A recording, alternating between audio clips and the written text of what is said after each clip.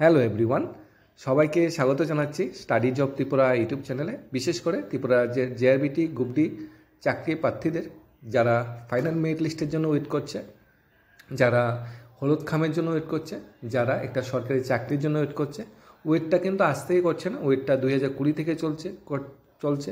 Wait করতে করতে 2024 পেরিয়ে গেছে। মানে জীবন থেকে 4 থেকে 5টা বছর মুছে গিয়েছে একটা ইন্টারভিউ বা একটা চাকরির জন্য সরকার বেকার চাকরি প্রত্যাশীদের 5 থেকে 6 বছর ওয়েট করাচ্ছে। সমস্ত চাকরি প্রসেসগুলোতেই, শুধুমাত্র জিআরবিটি যে এরকম না, সমস্ত চাকরি প্রসেসগুলোতেই। জিআরবিটি 2020 সালে রিক্রুটমেন্ট প্রসেসটা শুরু হয়েছিল।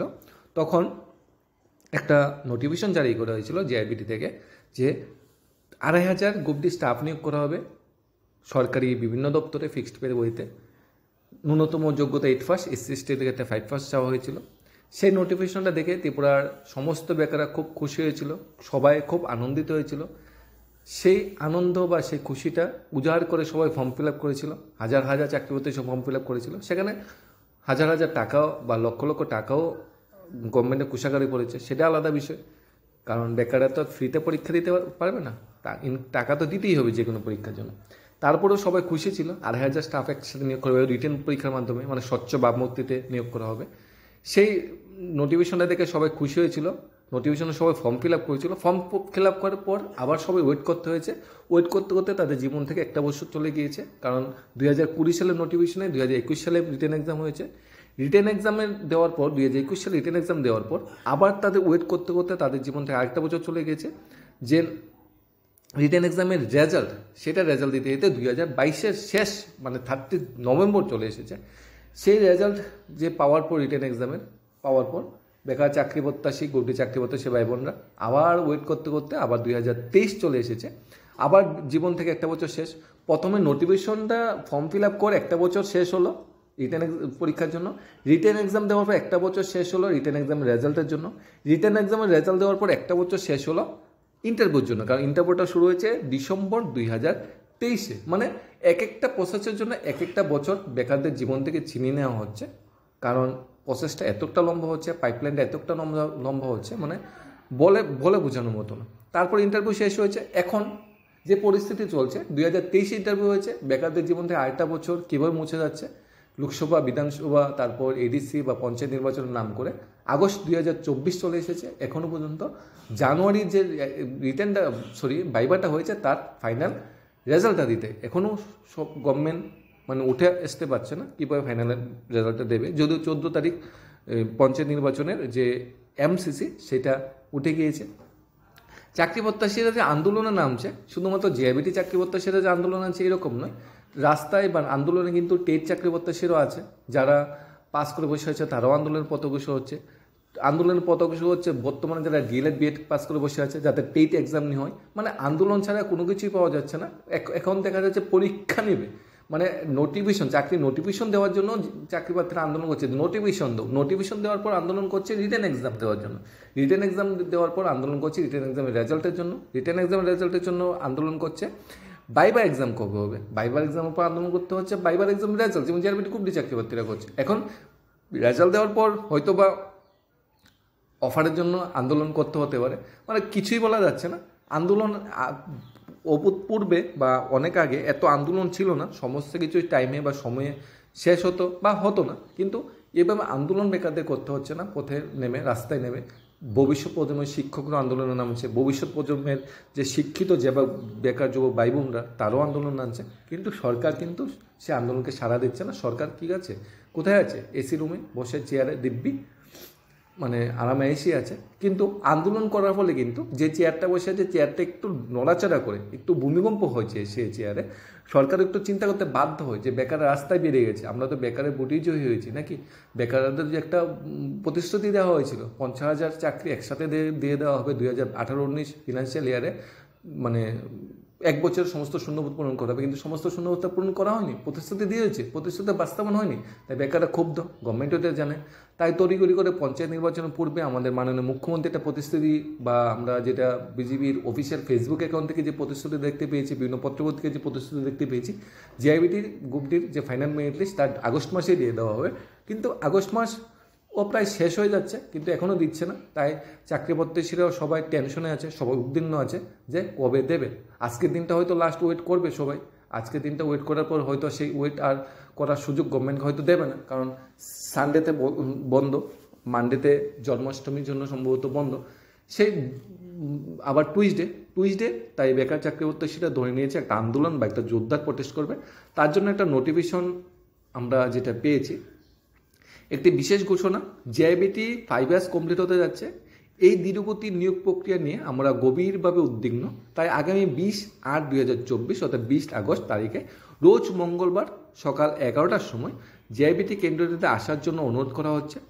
সকলেকে আপনার ভবিষ্যতের জন্য আপনাদের সাথে যোগদান করে অনুরোধ করা হচ্ছে।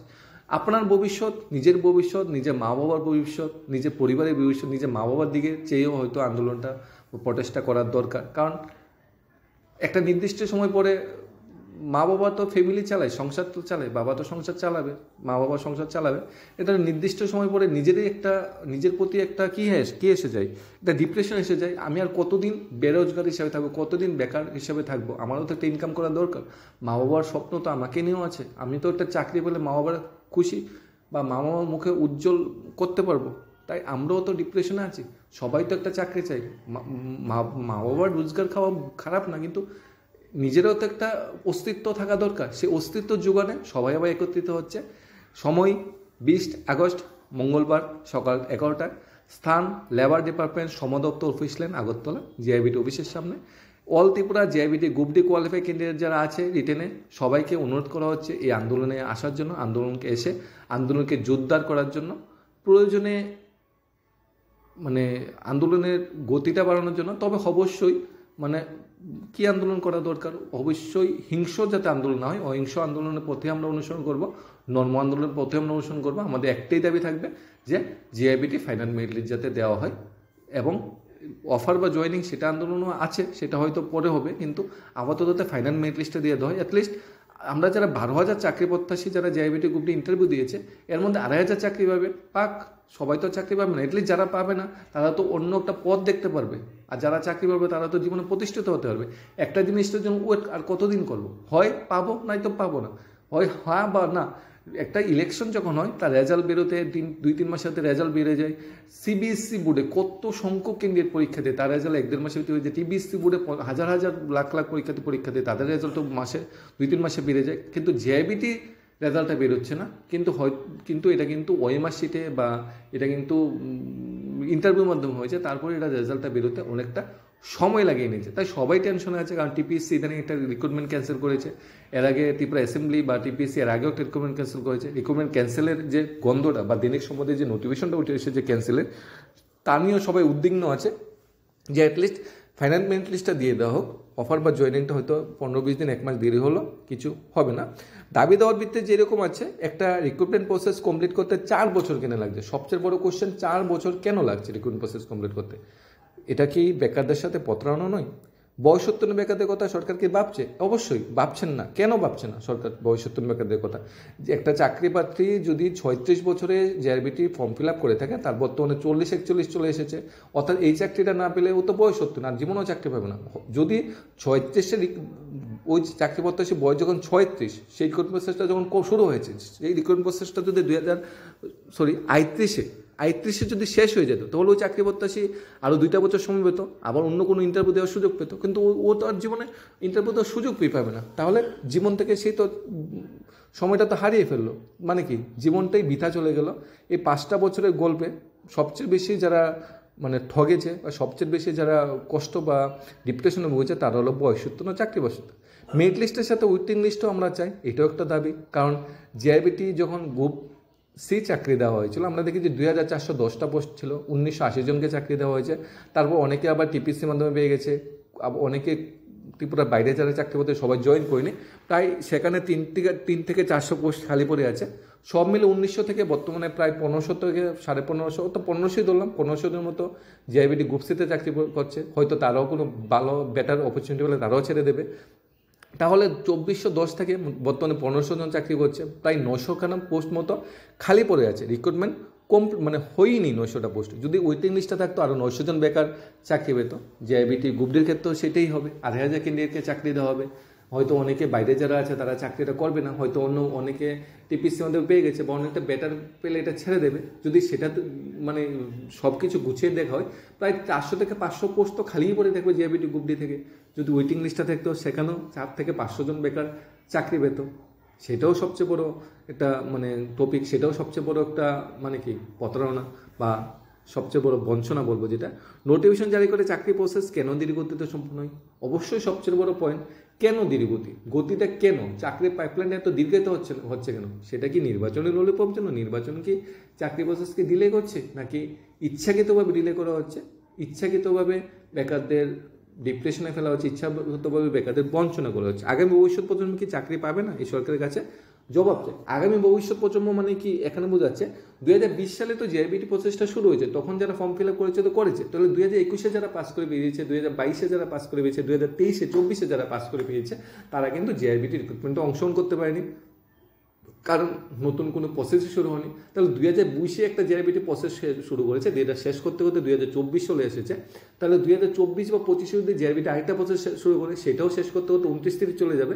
মানে এইভাবে যদি প্রসেস ডিলে হয় বা দেরিতে শেষ হয়, তাহলে তো অনেক বেকার চাকরি প্রত্যাশীরা আছে, তারা জীবনে ইন্টারভিউ বা চাকরি কি সেটা বুঝতেই পারবে না। সেটাও সবচেয়ে বড় একটা স্ট্র্যাটেজি। বর্তমান সময়ে যখনই বেকারদের চাকরির বিষয়টা আসে, তখন বেকারদের ব্রেন বা মনটাকে অন্যদিকে ঘুরিয়ে নেওয়ার চেষ্টা করে। তা বাংলাদেশের পরিস্থিতি হোক, তা বিভিন্ন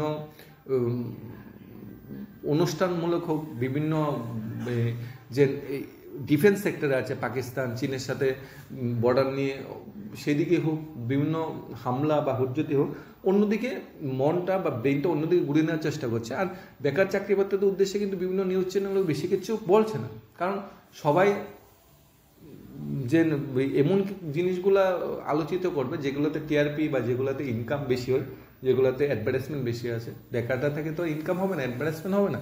তাই সবার মতো সবাই করে আছে, সবাই বেকারদের সাথে আছে, আবার সবাই বেকারদের সাথেও নেই। তাই নিজের যে অস্তিত্বটা জাগান দিতে নিজেরই পথে নামতে হবে, নিজেরই একসাথে হতে হবে। আমরা আগেও আন্দোলন করতে দেখেছি জেআইবিটি গ্রুপ-ডি চাকরি প্রত্যাশীদের। তবে 12,000 ক্যান্ডিডেট থেকে মাত্র 50 থেকে 60 জন ক্যান্ডিডেট, এতজনও হয় না, 40-50 জন ক্যান্ডিডেট একসাথে আসে। বাকিরা কিন্তু আন্দোলন কীভাবে হচ্ছে সেটা পরিলক্ষিত করে সবাই তো আন্দোলনে আসে না, কিন্তু চেষ্টা করা উচিত, একবার হলেও চেষ্টা করা উচিত যে আমি রেজাল্টে কেন পাচ্ছি না। আন্দোলন করতে আসতে কারো কি বলা হচ্ছে না, আমি প্রমোশনও করছি না আন্দোলনকে, কিন্তু আমি রেজাল্টটা কেন পাচ্ছি না, আমি কেন 5 বছর ধরে ওয়েট করছি, সেই কোশ্চেনটা তো আমার ভিতরে, সবার ভিতরে আছে। 12,000 জেআইবিটি চাকরি প্রত্যাশীর ভিতরে আছে। তাই 12,000 ক্যান্ডিডেটকে অবশ্যই জেআইবিটি অফিসে গিয়ে একটা ডেট, যেহেতু ডেট 20 আগস্ট রাখা হয়েছে, সেই ডেটে গিয়ে যতটুকু সম্ভব নিজের সমস্ত কর্ম একদিনের জন্য বিরতি দেয়, কিছু সময়ের জন্য বিরতি দেয়, অ্যাটলিস্ট গিয়ে কোশ্চেন করা দরকার জেআইবিটি অফিসকে। তাহলে যখন সংখ্যাটা বেশি হবে, তখন জেআইবিটি অফিসও একটু চাপে পড়ে যাবে, তখন জেআইবিটি অফিসও কী করবে, একটু টেনশনে পড়বে।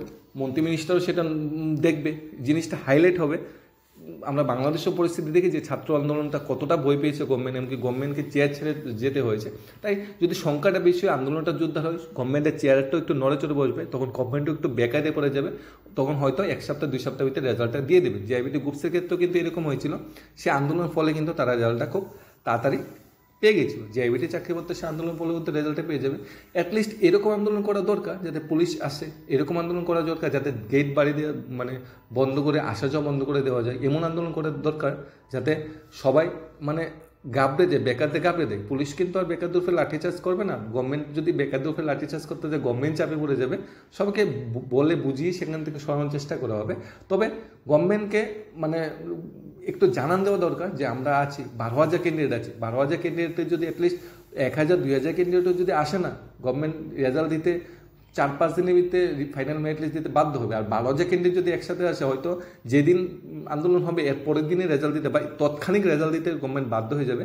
কারণ বেকারদের বেকারদের এইভাবে মানে ঠান্ডা করে রাখা যাবে না, কারণ সবাই এখন জানে যে আন্দোলনে যখন বেকাররা নামে, চাকরি প্রত্যাশীর নামে, ছাত্ররা নামে, গভর্নমেন্ট কতকটা চাপে পড়ে যায়। আশা করি আমরা ত্রিপুরা পুলিশ কনস্টেবলের রেজাল্ট আমরা এই ফাইনাল অ্যান্সারকে আজকে পেয়ে গেছি, কারণ এটাও আন্দোলনের ফল। কারণ ত্রিপুরা পুলিশ কনস্টেবল অনেকদিন ধরে আন্দোলন করছে, ফায়ার সার্ভিস জেল পুলিশও আন্দোলন করছে, তারাও হয়তো আন্দোলনের একটা ফল। পাবে।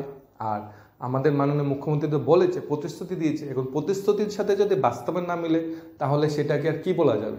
যারা মিনিস্টার মন্ত্রী চেয়ারে যারা বসে আছে তারা যদি মিথ্যা প্রতিশ্রুতি দিয়ে যদি বুট বিতরণে পার হয়, তাহলেও বেকারদের কাছে অস্ত্র আছে। বেকাররা তো আমাদের দেশের ভোটার, বেকাররা যে চাকরি প্রত্যাশীরা যে ভোটার এরকম নয়, তাদের পরিবার আত্মীয় স্বজন তারাও তো ভোটার। একটা বেকার বা একটা চাকরি প্রত্যাশী কেন্দ্র করে কিন্তু পুরা বুটের সার্কেলটা নির্ধারিত হয়। আমি চাকরি প্রত্যাশী হলে আমার বোন আছে, ভাই আছে, মা আছে, বাবা আছে, ঠাম্মা, দাদু, মামা, সবটা একটা সার্কেলে কিন্তু বেষ্টিত হয়। বেকারকে নিয়ে কিন্তু পুরো একটা সার্কেল। বেকাররা যখন ক্ষুব্ধ হয়ে যাবে তখন ওই সার্কেলটা কিন্তু ক্ষুব্ধ হয়ে যাবে গভর্নমেন্টের প্রতি। তাই গভর্নমেন্ট হয়তো একটা সঠিক স্টেপ নেবে, হয়তো সঠিক স্টেপে নেওয়ার জন্য চিন্তা ভাবনা করছে, কিন্তু নেবে কি নেবে না, বা একটু ঘুরিয়ে ফিরিয়ে রাখা যায় কিনা, বা একটু ওয়েটিং করা যায় কিনা, হয়তো সেই চিন্তা ভাবনা করছে। কিন্তু আন্দোলনটা যখন হবে না তখন দেখবে গভর্নমেন্ট ঠুট করে বা রেজাল্ট দিতে বাধ্য হয়ে যাবে, বা ফাইনাল রেজাল্ট দিতে বা ফাইনাল মেরিট লিস্ট দিতে বাধ্য হয়ে যাবে। তাই যাই কিছু হোক, ফাইনাল মেরিট লিস্ট বা রেজাল্ট বা ইন্টারভিউ বা আমাদের অফার যাই কিছু হোক, সবচেয়ে প্রথম একটাই কোশ্চেন, 2020-এর প্রসেস 2024-এ কমপ্লিটটা হচ্ছে না কেন, এটা আমাদের জানতে হবে। এটা জানার জন্য জেআইবিটি অফিসে বা জেআইবিটির যে 20 তারিখ অফিসে যেতে হবে। যেরকম মাননীয় আমাদের দেশপ্রেমী বা নেতাজি সুভাষচন্দ্র বোস বন্ধু আমাদের ফ্রিডম ফাইটার বলেছিল দিল্লি চলো, সেরকমভাবে আমাদেরও সেই পথটা অনুসরণ করতে হবে। 20 আগস্ট 2024-এ জেআরবিটি অফিস চলো। ধন্যবাদ সবাইকে, studies of Tripura YouTube channel.